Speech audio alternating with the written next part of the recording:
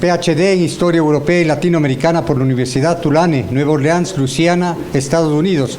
Magíster Artium en Historia Medieval y Moderna por la Universidad de Colonia, República Federal de Alemania. Diplomado en Ciencias Políticas y Sociales por la Universidad Rafael Landívar de Guatemala. Miembro de la Asociación de Investigación y Estudios Sociales, académica numeraria de la Academia de Geografía e Historia de Guatemala, presidente de la Academia de Geografía e Historia de Guatemala, periodo 2000-2001, docente en las universidades Rafael Landívar y Francisco Marroquín. Cursos de Historia Política de Occidente, Historia de Guatemala, Historia de Iberoamérica, Historia del siglo XX, Historia Económica.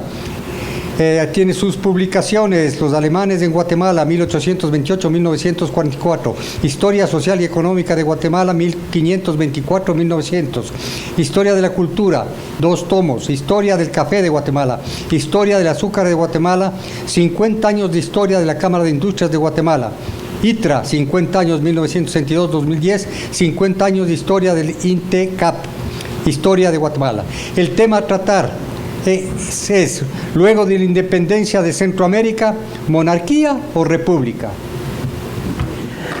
Traigo un saludo de la presidenta de la Academia de Geografía e Historia de Guatemala, porque ayer, hace 8, cumplimos 100 años y tuvimos un congreso conmemorativo en marzo y el lunes pasado, por supuesto, el festejo respectivo. Mi tema se parece mucho al de la doctora Galeana, porque indudablemente monarquía o república vamos a ver que hay mucho en común en una parte de la historia de Guatemala o Centroamérica y México.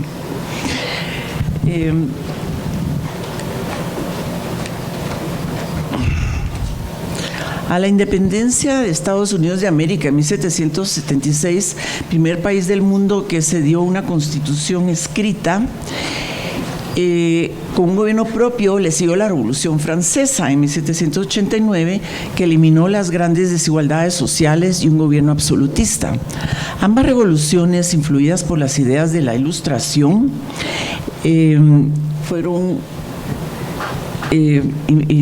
dieron el ejemplo a la colonia francesa de Haití en 1804 y a las colonias hispanoamericanas de América del Sur, México y Centroamérica de independizarse de su madre patria. Aquí tenemos lo de Haití. Yo tengo mi ponencia dividida en estos temas. Llego a las reformas de los Borbones porque ellos activaron mucho la economía.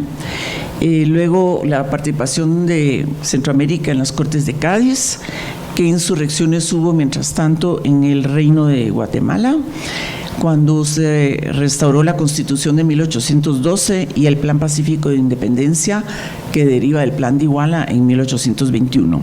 Luego la misma Declaración de Independencia, separatismos que hubo de las provincias de Guatemala y anexión al Imperio Mexicano, y por último la Asamblea Nacional Constituyente y la Constitución Federal. Bueno, entonces el efecto de las reformas borbónicas en el Reino de Guatemala.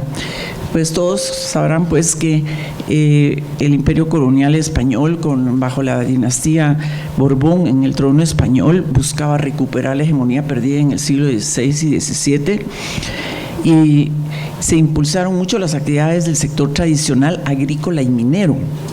Entonces también se reestructuró el sistema mercantil para incrementar el intercambio de productos entre la península y sus colonias, y se mejoró el sistema fiscal. En 1728, la corona le otorgó al gremio de comerciantes, o sea, al Ayuntamiento de Santiago de Guatemala, el monopolio de la recaudación del impuesto al cabal y barlovento a cambio de una renta fija, que a la larga pues siempre era lo mismo y poco. Pero el gremio mercantil fue el que se fue enriqueciendo, tuvo poder económico y financió la reactivación de la minería en Honduras, que reactivaron los Borbones.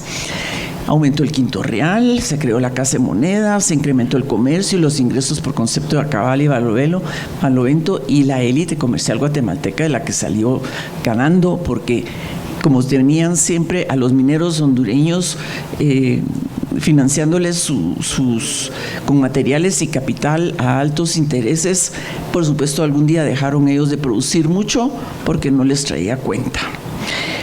Paso luego a las reformas de Carlos III después de 1763, al terminar la Guerra de los 7 años, y ahí se vio mejorado el sistema, yo creo que todavía está aquí, sí, el sistema fiscal, que acuérdense que los ataques británicos en el Caribe, se quería reafirmar la soberanía en los dominios americanos, eliminar el contrabando desde Jamaica y se reestructuró pues todo ello. Esto atacó los privilegios del clero, de las camarillas de poder local, a las cuales ahora se les vedó participar en cargos públicos, se les revocó el derecho de recaudar el impuesto al cabal y barlovento, se estatizó el monopolio del tabaco y el aguardiente y en su lugar se crearon administraciones reales y estas sí cuadruplicaron los ingresos de la corona. Incluso después se crearon subadministraciones para una mejor recaudación de estos impuestos. Y en Chiapas, San Salvador, Honduras y Nicaragua. Debo aclarar que Salvador era parte de Guatemala, pero con esta subadministración y luego en 1786 la creación de la intendencia le dio pues esa categoría y por eso hoy es un estado independiente. Entonces se buscó pues una burocracia real mucho más eficiente y El Salvador, la importancia que tenía era por su producción añilera. Entonces, en esta época llegaron nuevos inmigrantes del norte de España, quienes tenían vínculos comerciales con la península. Eran jóvenes empresarios que establecieron casas mercantiles y se involucraron en diversas actividades, como la producción agrícola, la exportación de añil, llegando a formar una élite comercial y terrateniente exitosa, que además se casaban con las hijas de las familias de abolengo. Entonces, además de eso, se vieron favorecidos por la liberalización del comercio inter e intracolonial en 1778, pero también participaron en el contrabando inglés de Belice. Entonces, el siglo XVIII, como todos sabrán, fue uno de desarrollo y crecimiento económico a nivel mundial y de la revolución industrial en Inglaterra. Para su industria textil inglesa demandaba pues muchas materias primas y lo que Guatemala exportaba desde el siglo XVI era el añil. Por lo tanto, este colorante empezó a tener mucha demanda y aquí tenemos las regiones, sobre todo aquí en El Salvador y parte de Nicaragua, esta parte aquí, la mayor producción de añil. Y el 80% que llegaba a Cádiz se reexportaba a Inglaterra y a Holanda. De manera que fue una época de prosperidad, no solo por los impuestos para la corona, sino que también para los exportadores. ¿Por qué? Porque los productores dependían de ese financiamiento y la élite mercantil estaba en la ciudad de Guatemala. Entonces los productores salvadoreños tenían siempre que depender incluso de los precios que les imponían. Resulta entonces que le pidieron ayuda al capitán general Matías de Gálvez y él lo que hizo fue darles 100,000 pesos de la administración de tabaco. Fundaron un Montepío o Sociedad de Cosecheros de Añil, y con eso ya se liberaron de ese. Pero los comerciantes en la capital de Guatemala no cejaron, como se estaban fundando consulados de comercio en España y en América del Sur. Entonces, después de Venezuela, se les autorizó en 1793 crear el Real Consulado de Comercio. Y, por supuesto, desde ahí defendieron sus intereses y continuaron ejerciendo el monopolio comercial y financiero sobre el resto de las provincias. Como les dije, imponiendo el precio, les decían, no, eso es de mala calidad, pero lo vendían de buena calidad en Europa y hacían sus ganancias. Y eso no tenía, pues, asidero en El Salvador. Hubo otras causas de decadencia del añil, había plagas de langostas, luego hubo el decreto de consolidación de 1804 que descapitalizó el reino y entonces además como les imponían los precios a los productores dejaron de esforzarse por hacer añil de buena calidad porque había 3 calidades y salimos del mercado porque Venezuela y la India con los ingleses empezaron a exportar añil a Inglaterra. Bueno, podemos decir que las reformas económicas y fiscales de los Borbones lograron sus objetivos, pero solo en tanto prevaleció una coyuntura económica favorable. Y total que cuando vino la Revolución Francesa y las guerras napoleónicas, España tuvo que autorizar el comercio de las colonias con otros países. Ahí es donde se dieron cuenta los criollos que ese famoso libre comercio, entre paréntesis, solo entre España y las colonias, no era algo que les favorecía, al contrario. Y cuando ya se les prohibió ese comercio lícito, entonces empezó el contrabando con Belice. Entonces entraron menos ingresos al fisco del gobierno colonial. El sistema entró en crisis también de la decadencia del añil, y la audiencia de Guatemala tuvo que pedirle a la audiencia de México 2.2 millones de pesos para poder pagar todo lo que tenía que hacer. Para los criollos entonces estaba claro que estaban trabajando más, estaban ganando más, pero estaban pagando más impuestos. Entonces, quien salía favorecido fue la corona española y, como dicen, al ser excluidos los criollos de los cargos públicos, se había alterado la naturaleza del pacto colonial y perturbado las bases de la lealtad a la monarquía. Y esto preparó inconscientemente la emancipación política de las colonias en general. Vamos a pasar al tema de las Cortes de Cádiz.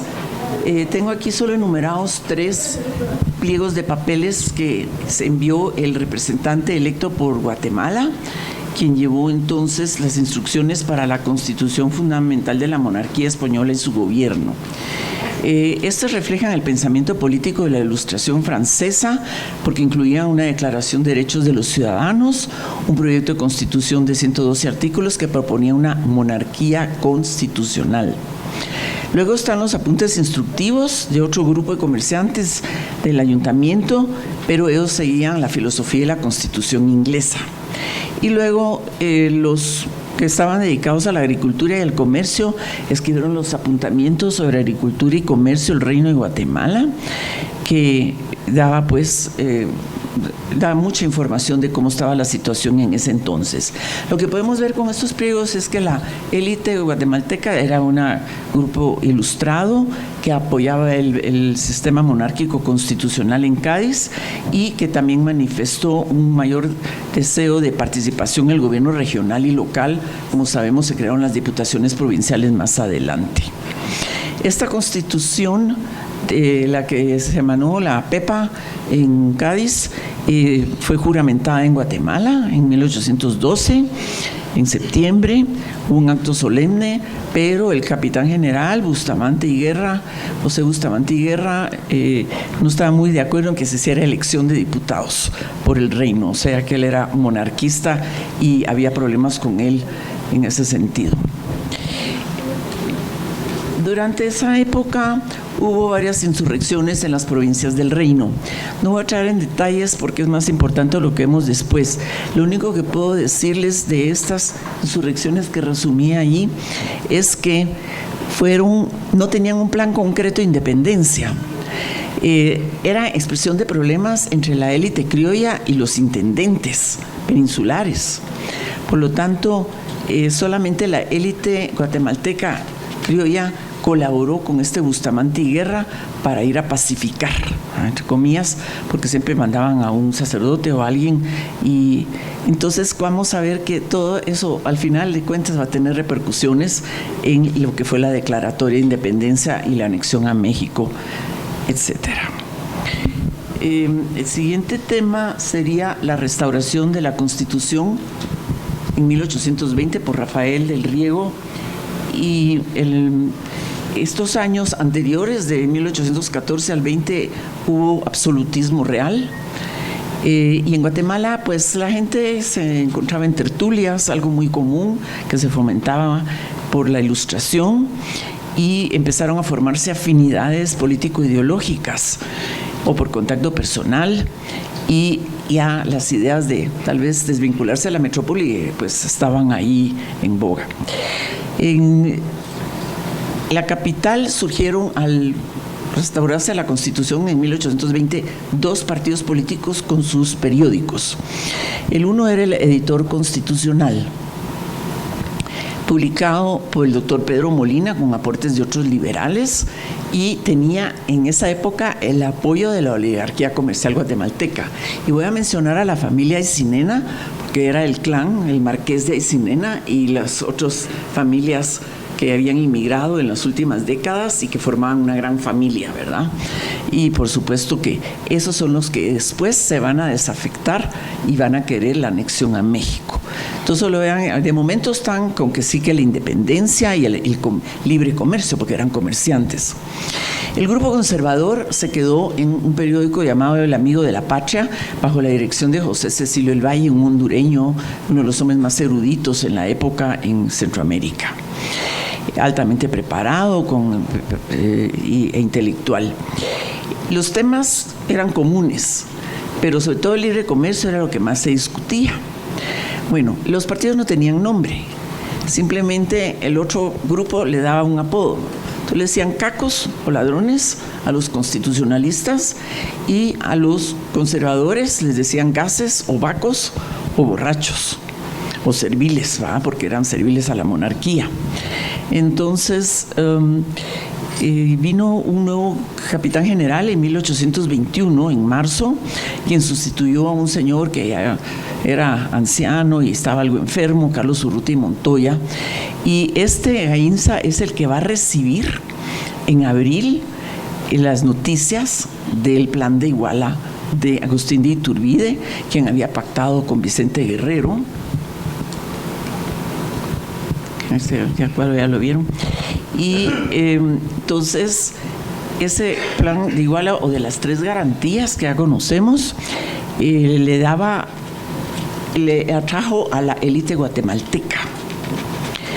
En primer lugar, Iturbide, ¿por qué quería extenderse? Pues era la América septentrional, quería incluir a Centroamérica, pero solo hasta Panamá, que era hasta donde llegaba, o sea, incluyendo Costa Rica, donde llegaba la Capitanía General del Reino de Guatemala. Y es que él quería incluirlo porque sabía que aquí no había en Centroamérica no había un buen ejército para defender al reino de un intento de recuperación de España, y eso le traía inseguridad a México. Entonces, por estrategia militar, le escribió al marqués de Aycinena, sabiendo que era un hombre poderoso e influyente, y también al capitán general Gabino Gainza, que pues era un militar español, pero venía de Chile y ya tenía él antecedentes de que le interesaba la independencia. Entonces, la idea era que iba a haber más seguridad si se unían, más desarrollo y prosperidad comercial entre México y Centroamérica. Para Aycinena, eso le significaba conservar sus privilegios de noble, continuar ejerciendo una posición social y económica preponderante. Y para Gainza, esto significaba que él iba a seguir con las tropas mexicanas y garantizaba su seguro en el ejército mexicano. Entonces, esto era lo que se planificaba, pues, de unir. Este es un mapa de 1800 del virreinato, la Nueva España y de todas las intendencias, gobernaciones. Desde mediados de agosto, la oligarquía se empezó, y algunos liberales, que después vamos a ver que se desafectan, Pedro Molina, con José Francisco Barrundia, llegan a la casa de los Aycinena y llegan a idear un plan pacífico. O sea, proponer un plan pacífico, anexarse al plan de Iguala, y eso era la independencia. Y se le ofrecía a Gainza seguir siendo el poder supremo, o sea, el que gobernaría, porque nadie se atrevía a gobernar y lo mejor era seguir con él mismo. Eso se propuso en el Cabildo pero el arzobispo Casaus y Torres estaba en contra, porque indudablemente él tenía que defender la monarquía. Entonces se expresó contra la insurrección, contra el emperador, contra Iturbide, todavía no era emperador, y contra la independencia. Pero de repente llegaron correos de Tuxtla, de Ciudad Real, Tuxtla, Comitán, Chiapas, que notificaban su adhesión al plan de Iguala. Ya se ve, o sea, Vicente Filizo le había sido enviado por Iturbide y se habían anexado a México, y eso era el 14 de septiembre. Entonces, ¿qué hacer? Se convocó en el Real Palacio para el día siguiente, el 15 de septiembre, una reunión en la que se iba a decidir qué hacer. Bueno, ¿quiénes se reunieron? Indudablemente en el Real Palacio de los Capitanes Generales estaba el arzobispo, miembros del Cabildo Eclesiástico, la audiencia, el ayuntamiento, los claustroctores, colegio de abogados, el auditor de guerra, los militares, el protomédico, bueno, órdenes religiosas y curas. Y ahí se discutió la conveniencia de emanciparse o no. Entonces ya no se habló del plan de unirse a México. Y afuera del palacio la gente gritaba la independencia, porque doña Dolores Bebé de Molina, la esposa del doctor Molina, y otro, pues pusieron música, supongo que de marimba, que lanzaron cohetes para que venía la gente y todo el mundo gritaba la independencia. Entonces en el palacio se escogió a José Cecilio del Valle, el más intelectual, a redactar el acta de independencia. Entonces él dice: siendo públicos e indudables los deseos de independencia del gobierno español y la voluntad general del pueblo, la voluntad era en ellos, ¿va? José del Valle redactó este acta de independencia para que no la proclamase el pueblo. Tenían miedo pues que sea un movimiento como el de Hidalgo, el de Morelos, o lo que sucedió pues en Haití. Ahora, las demás provincias no estaban representadas, por lo tanto, en el segundo punto en el acta y los siguientes se estableció que el 1 de marzo del año siguiente, en 1822, iba a haber un congreso centroamericano en Guatemala para decidir sobre la forma de gobierno y la independencia y todo lo demás. Solamente 13 personas firmaron esa acta, de unos 50 que se habían presentado. Bueno, entonces vienen los separatismos.